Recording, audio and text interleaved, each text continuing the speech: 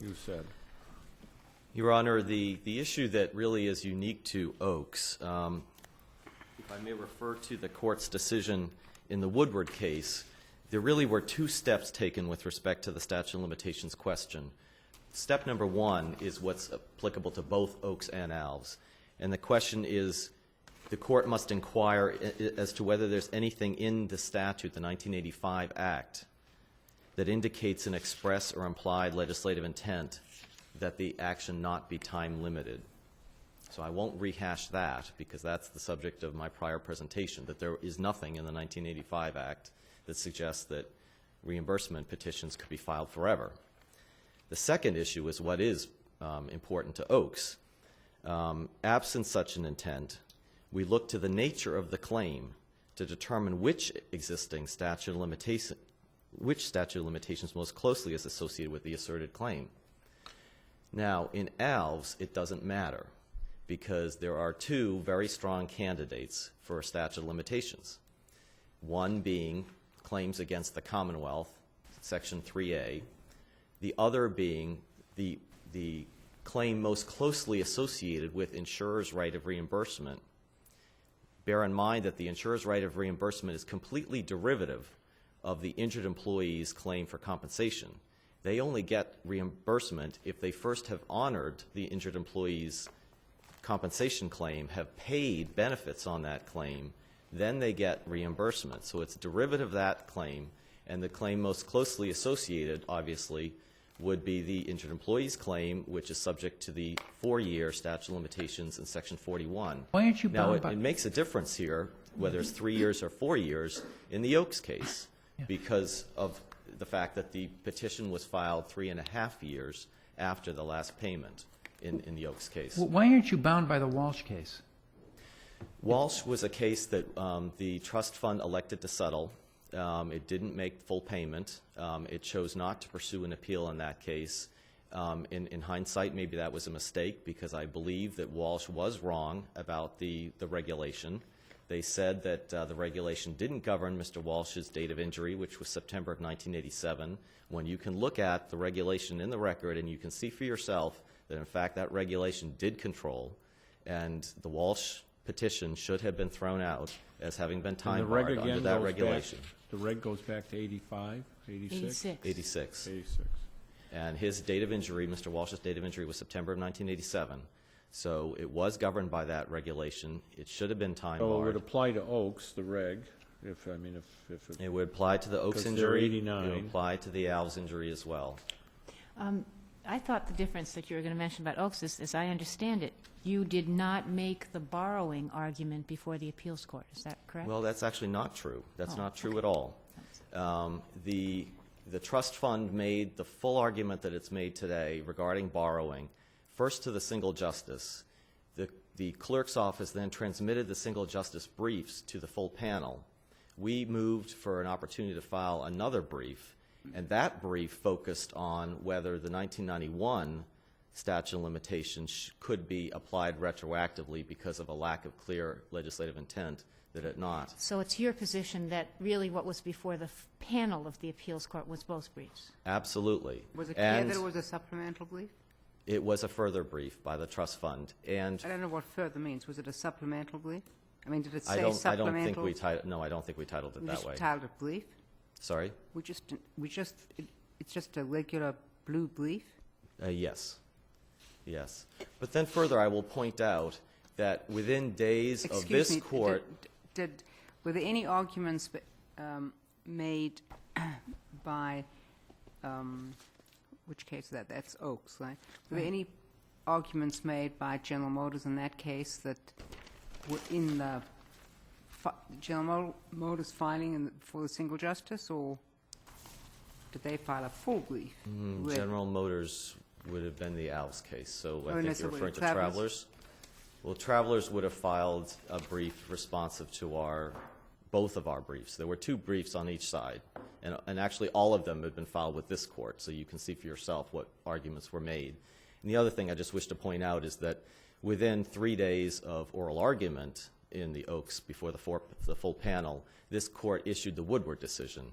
And so 7 days after argument, we filed a very detailed Rule 16L letter with the full panel pointing out the borrowing argument, the Woodward case, and all of the arguments that we're making today. So nothing has been waived in either case. But in any event, clearly you couldn't make a waiver argument in the Alves case because it's in the record that we made every argument at the administrative level that we're making today in the Alves case, and it was then made in an appeals court brief, and it's being made to you again today. But getting back to my point about why it's important to focus on which statute of limitations could apply, if the court concluded that there was no legislative intent to have no time limit at all for insurer petitions in perpetuity, therefore, the next step of the analysis is to determine which statute of limitations should apply. And because the Oaks petition was filed 3.5 years after the lump sum payment made to Mr. Oaks, it makes a difference as to whether you apply the 4-year or the 3-year, or whether you take the 2-year as having been a guiding policy all along. This court has used different formulations for exactly how you approach this. In the Woodward case, the court says, we look to the nature of the claim to determine which existing statute of limitation most closely is associated with the asserted claim. Now, arguably, under that formulation, it's Section 41 of Chapter 152, because the claim most closely associated with the insurer's right of reimbursement is the injured employee's right of compensation, from which this claim derives. And so it's a 4-year statute of limitations. However, in the locator services case, the formulation was where no limitations period is statutorily provided, it is instructive to consider reasonable periods set forth in similar statutes. In the Nantucket case, the court said, we look to the essential nature of the right to determine which statute of limitations should be applied. Looking to the gist of the action or the essential nature of plaintiff's claim, we conclude that that statute sounded in tort. Well, here, if you consider the gist of the insurer's claim, it's a claim against the Commonwealth. It's a recoupment. It's a reimbursement action. And there, Section 3A of Chapter 260 would appear to be the most appropriate statute of limitations.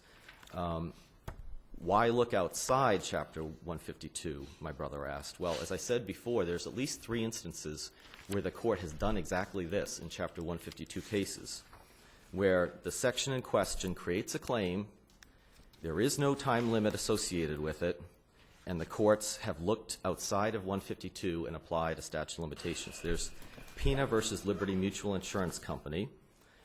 This court's decision in 1983, recognizing that Section 15 of Chapter 152 confers a right on an injured employee to sue a third-party tortfeasor for damages, even while receiving workers' comp benefits.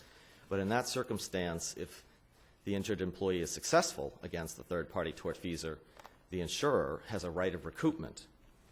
But there is no time limit associated for when the insurer must bring that claim for recoupment, and so the court looked to the tort statute of limitations.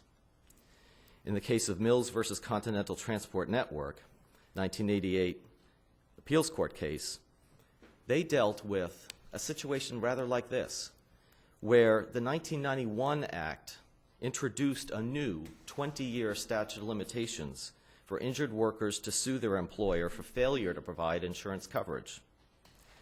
But like here, the legislature made that new 20-year statute of limitations prospective only in effect. And plaintiff Mills had been injured prior to the 1991 effective date. And so it didn't apply to him. So the court applied the tort statute of limitations. It didn't assume that no statute of limitations applies. It looked to the tort statute of limitations. And here we would argue that the claims against the Commonwealth statute would be most appropriate. And the final case is In re Richards, where again it was dealing with a recoupment action by an insurer, this time against not third-party tortfeasor situation, but against an injured employee who was working on the side while getting comp benefits, so effectively got more dollars from the insurer than he should have.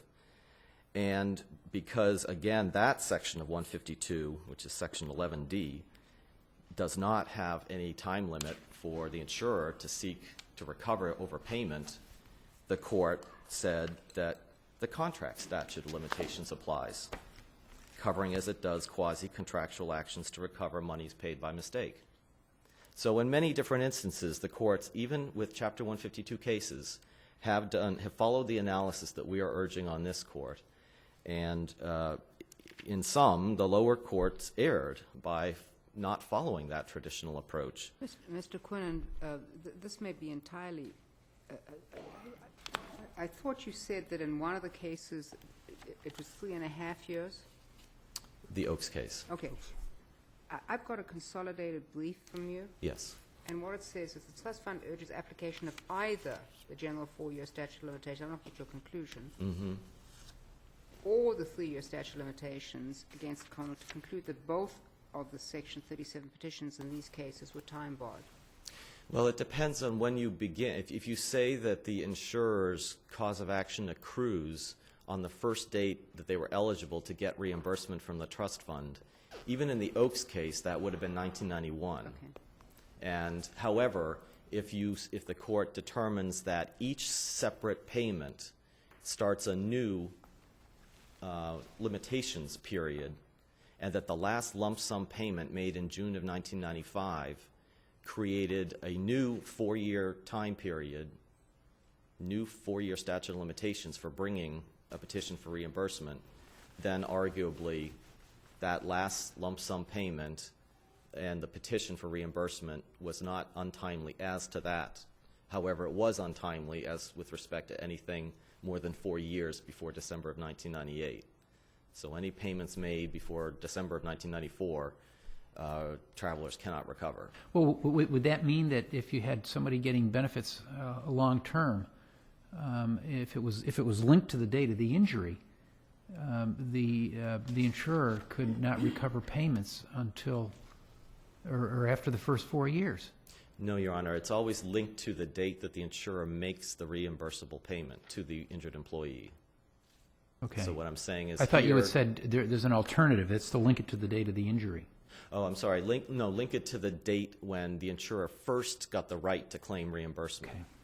And it would have been on the 104th week after date of injury. That's what, yes, that would be the Clearly, language. the insurer could not have claimed at that point reimbursement for things that hadn't happened Hadn't yet paid. So they'd have to sort of. That's right. But the question, if you're applying a one-time 4-year statute of limitations, Right. you only get one chance to file your petition once you're eligible for it, and you've got 4 years in which to do it. And that doesn't become a rolling statute Understand. of limitations, then they would be out on that theory. But if it is a rolling statute of limitations, then if the 4-year statute is elected. Or you could have 4 years from the last payment, which is, right? Exactly. 4 years from, When you could recover the whole thing. oh, well, right. I suppose that's an alternative, too. I mean, so from 95, in this case. Right. 95 back. Right. So there's some choices to be made as to what the appropriate limitations period is and when the cause of action accrues. And that will decide whether travelers get some, all, or none. Whereas in the Oaks case, there's a 12-year gap. Under no theory that I'm aware of is there a statute of limitations that would give them a chance to file their petition 12 years after the last payment that they made to the injured employee. Thank you, Mr. Quinnan. Thank you. Mr. Van Esler. Just getting back to a question that was asked by one of you earlier, I think it may have been Judge Botsford. The Oaks case, no factual disputes. So that perhaps the legislature recognizes that this is really a paper case, as the point is proven there. If you take a look at the statement of facts, no factual dispute. But let me say this. If you take a look at their brief, Which brief? I'm sorry, this brief, the one that's here. Okay. Then I think the only time you'll find the regulation mentioned is on page 12 in the section dealing with the Oaks case, not the Alves case, but dealing with the Oaks case, where it in a footnote refers to the regulation. There is no argument made based upon the regulation. I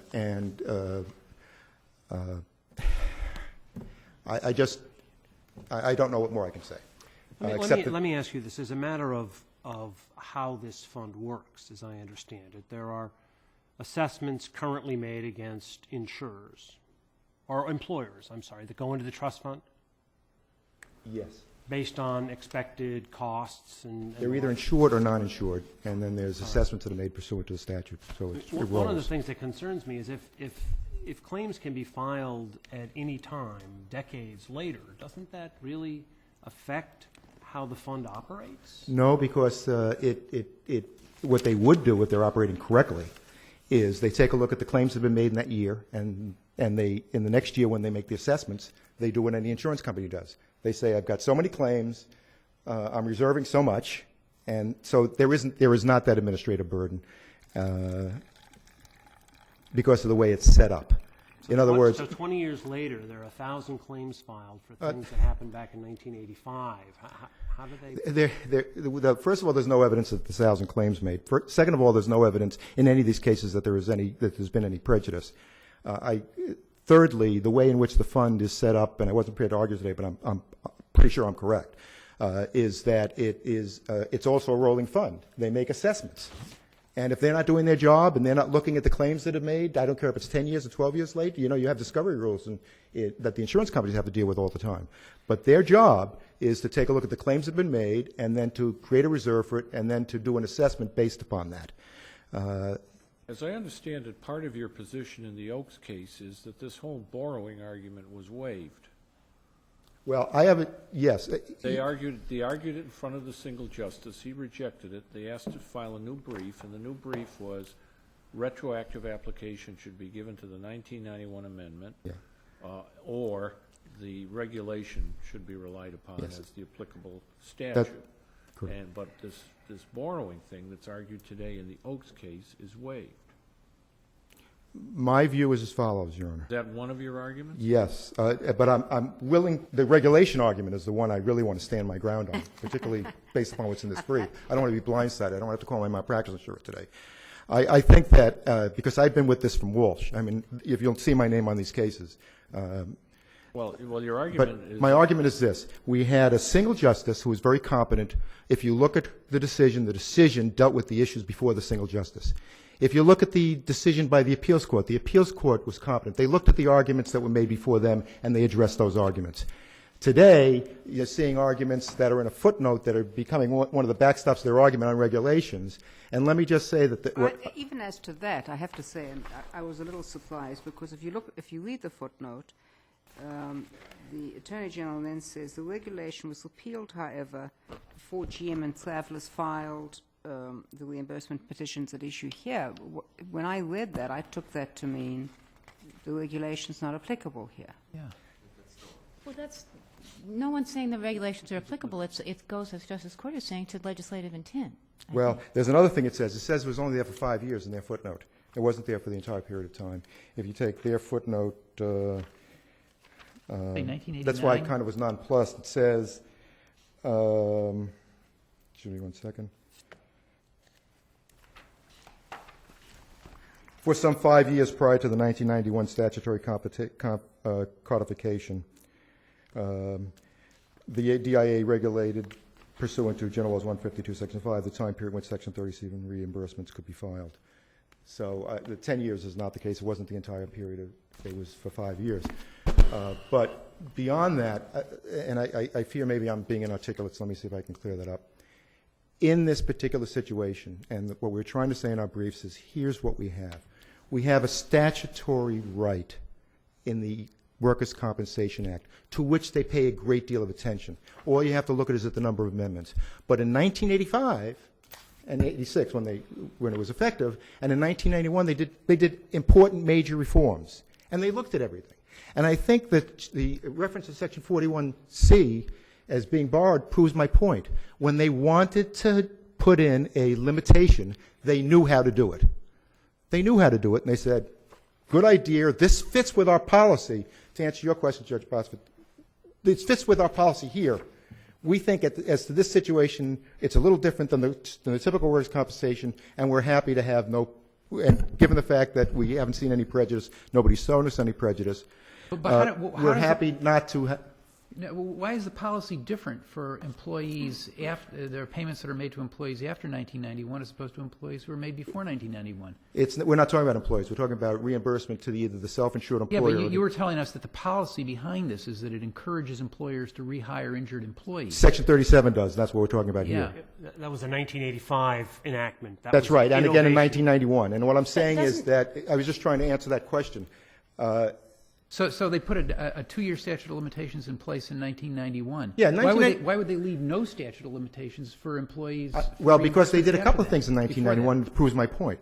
In 1991, they also limited a lot of the rights. If you take a look at what occurred in 1991, and I don't think it's in the briefs because we have the 50-page limitation, but I think what you'll find if you just take a look at it is in Section 37, they said, you know, we used to give you A, B, and C reimbursement. We're not going to do that anymore. We're only going to do D, E, and F.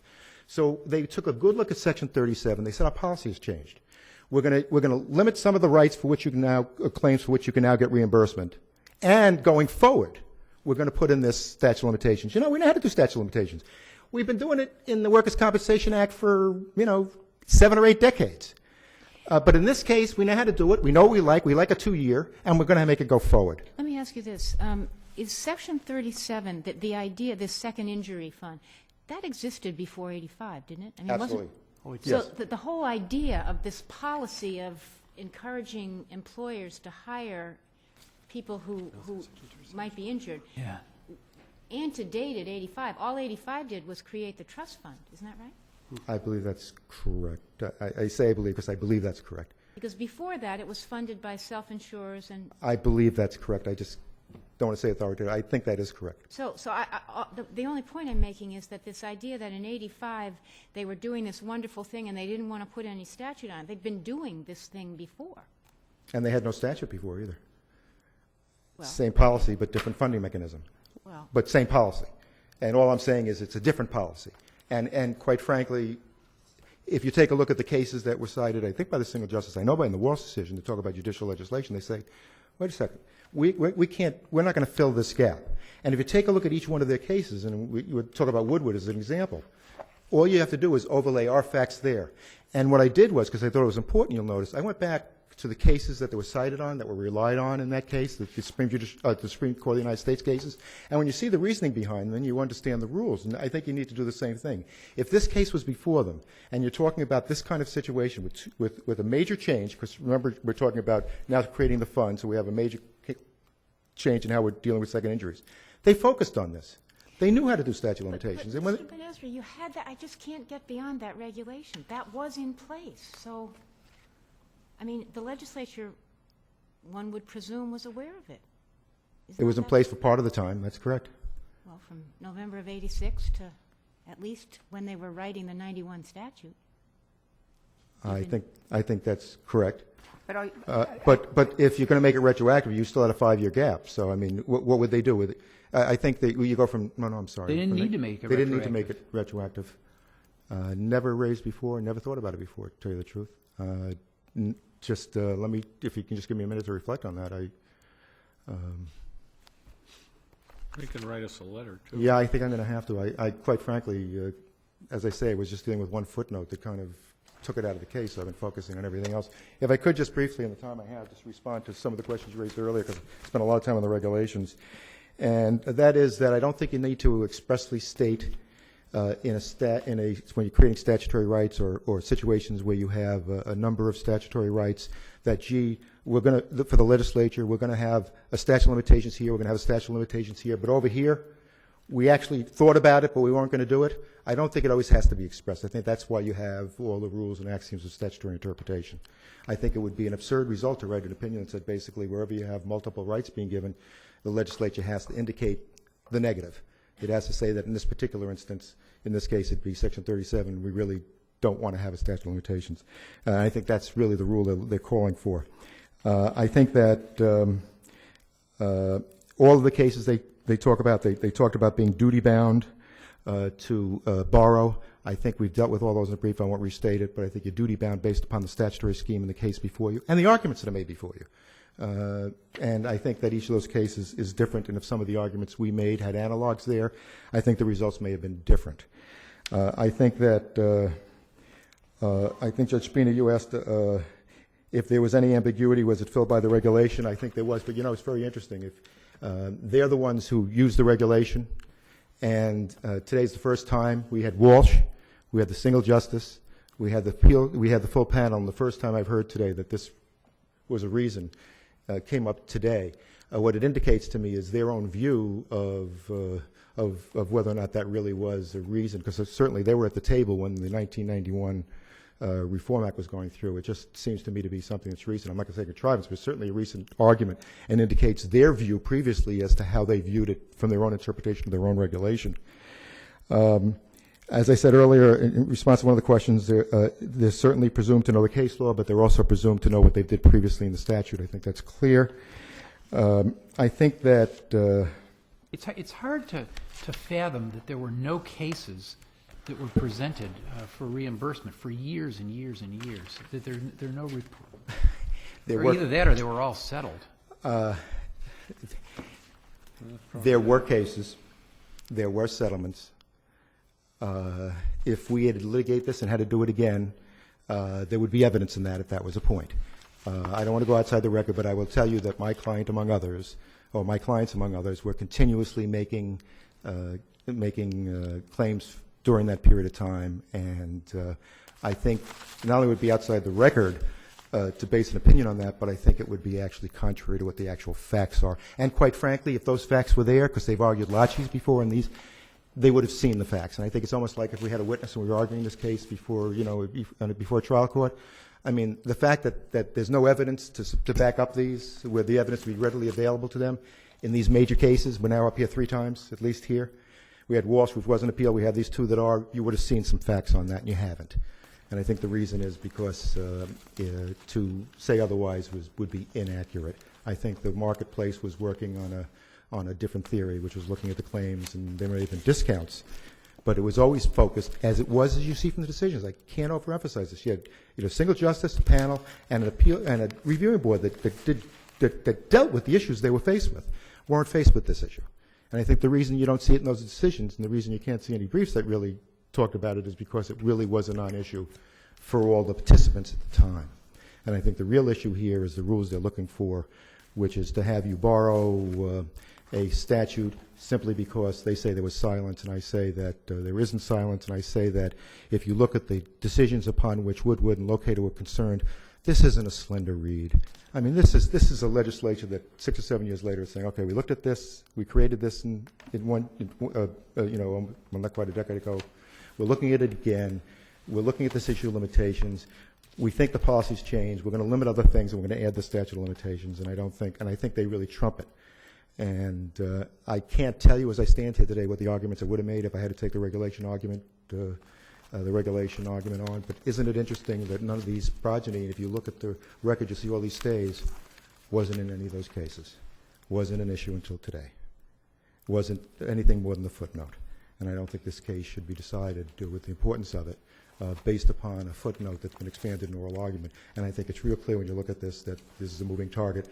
And I'll say again, when we were called, when we received the call from the clerk's office, we were asked to file new briefs. We didn't file supplemental briefs. We filed new briefs. And we had a page limitation. If I had done that, you would have seen a reference to prior briefs. And if you took a look at those, if you could still find them and compared them to the briefs that were filed subsequently, you see they're basically the same. There were no supplemental briefs here. This is clearly a case of moving targets, and quite frankly, if you're talking about deference to the agency, the reviewing board that looked at this, I think, and you look at their decisions, you'll see they were well thought out, and they dealt with the arguments that they should see. And this, therefore, is a classical case where, if you're talking about an appeal, you've got to show where there was error. And you can't say that there's error because you didn't deal with arguments that I refused to make to you. Thank you. Thank you, Mr. Van Asler.